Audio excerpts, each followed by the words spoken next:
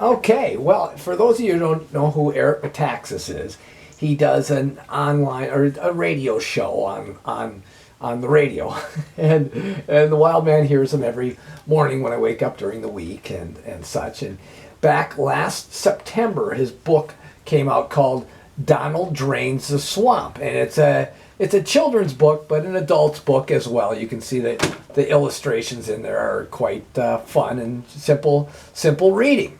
Well, today he actually in September here he had a brand new book come out called Donald Builds the Wall, and by Eric Metaxas and Tim Raglan, who did all the drawings and such. There's AOC, and so today we're gonna read this book as our joke of the week this week, because it's a fun book for adults. Sometimes people give it as a gag gif and such, but also it's good for the kids because it's told in that kind of a way. To all who love freedom in America and around the world, Donald builds the wall. Once upon a time, long, long ago, all the people lived in caves, but the cave people were very happy. A caveman named Donald once drained the swamp and the smelly muddy swamp that had surrounded them. Their old king and all his nasty swamp creatures had run away. Now the cave people were free. They made Donald their president. A president is a leader who helps his people.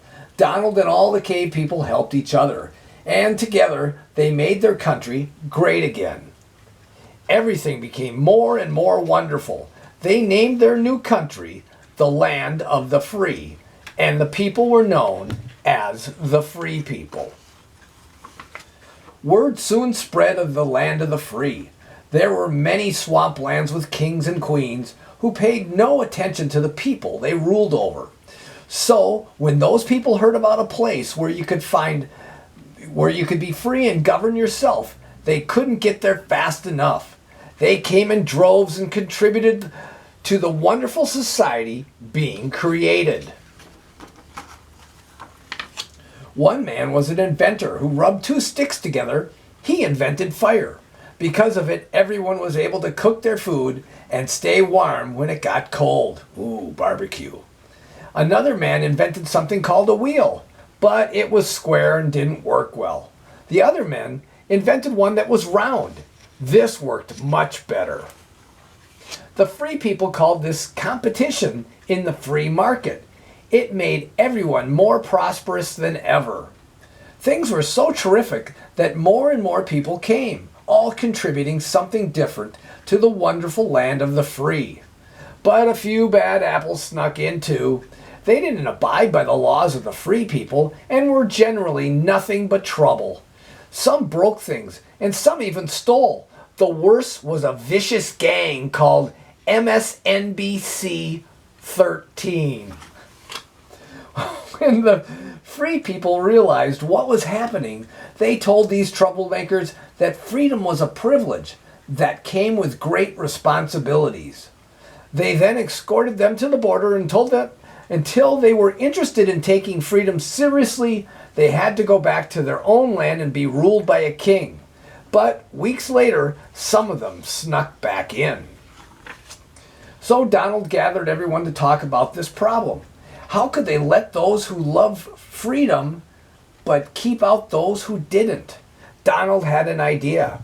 We could build a wall, he said. They work very, very well. Really terrific. You're right, someone said. We didn't have a wall at the front of our cave, and bad people came in and stole things.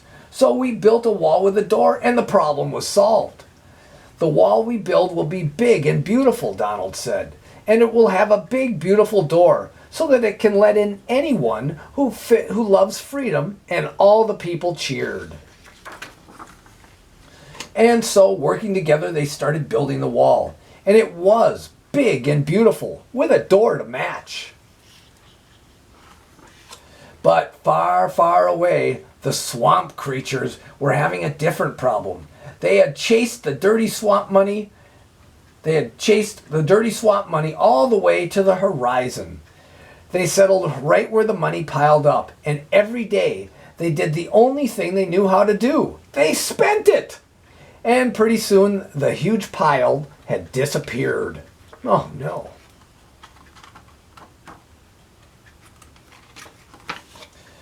Back in the swamp, there was always plenty of money. But where did it come from?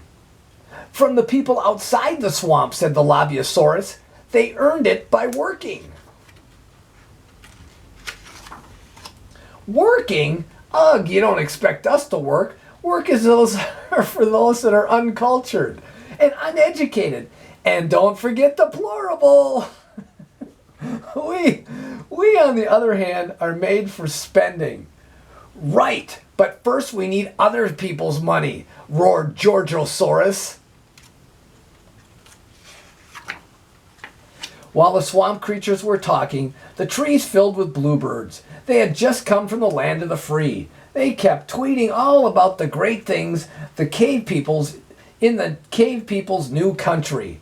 The people are doing better than ever. Things are so great that people are coming from miles and miles away just to enjoy their free way of life and make lots of money.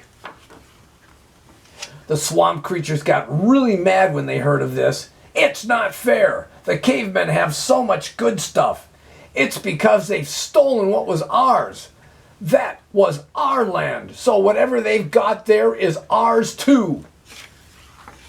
We've got to go back there and demand our fair share of what they've got.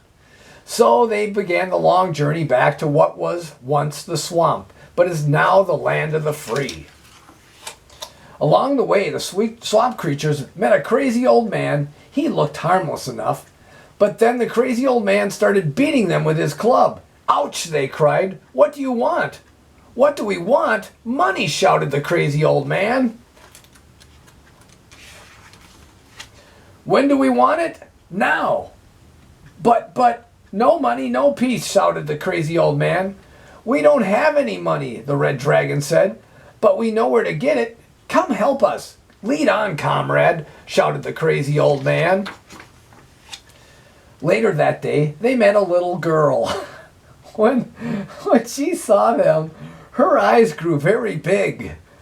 The world is going to end, she screeched. If we don't take immediate action, we'll all be like extinct. What can we do, everyone asked. I've got a perfect plan, she said. It's called the Green Raw Deal. Raw food is like healthy, right? She said. Raw food was all they knew, but they nodded anyways. Well, the people in the land of the free have invented fire, so now they cook their food. They have no right to eat cooked food, said the little girl.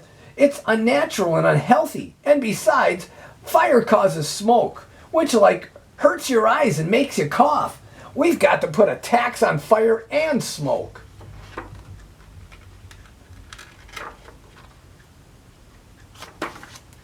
I can see why it's called Raw Deal, said Lobbyosaurus, but why is it called green? Because it's going to cost them a ton of money, the little girl said. Moolah, the green stuff.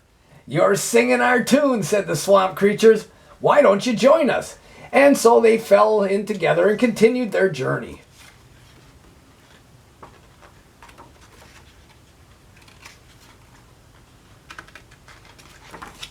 As they marched along, many other comrades came and joined them. The sweet swamp creatures told them they would take care of them once they got to the land of the free and took it over.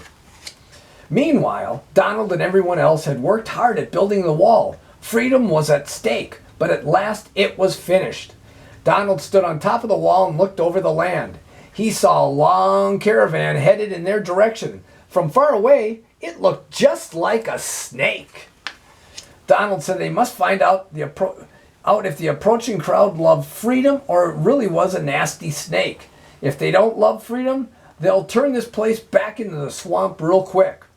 When the swamp creatures arrived, they saw the wall. They were shocked. How dare these people build a wall around around our land? Walls are mean, said the little girl. Would a pretty flower or a happy butterfly build a wall? Who knows, said the crazy old man. Get to the point, my head hurts.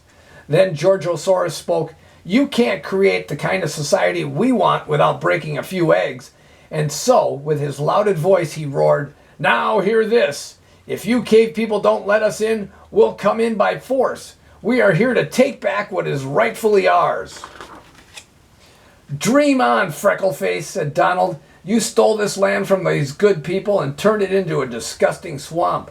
We are now free people, freedom and independence forever." "But wait," asked the little girl, "doesn't freedom mean no rules and no boundaries?" "Good question," Donald said, "and the answer is no."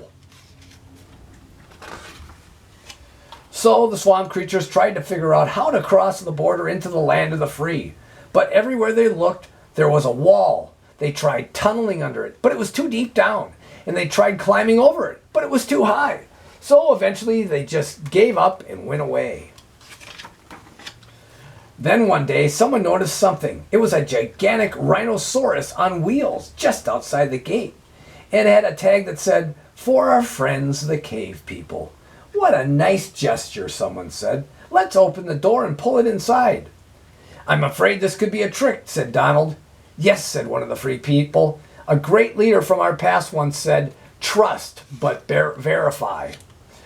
Donald grabbed a torch and approached the rhinoceros. He held the fire under the rhinoceros. It got very hot and started to smoke.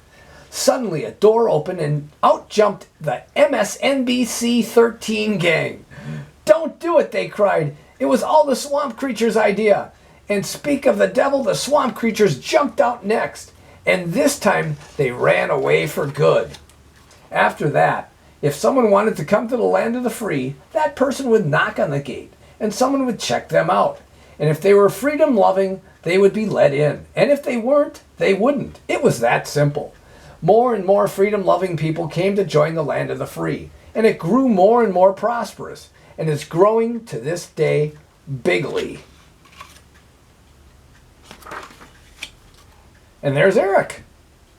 And that's it for this week's Joke of the Week. I so am glad that you decided to come by and hear this. And by all means, go to ericmctaxis.com or at what's that website? Wild man. It's Amazon. Yes, Amazon.com. And you can order up both books there. They make great gifts. I bought one for my daughter so that she could read it to the nephew. And so it's cool and it's a lot of fun. And so I'm going to dig out a nice musical number for us for this week as well still. So with that, I bid you adieu from the video portion of the Joke of the Week.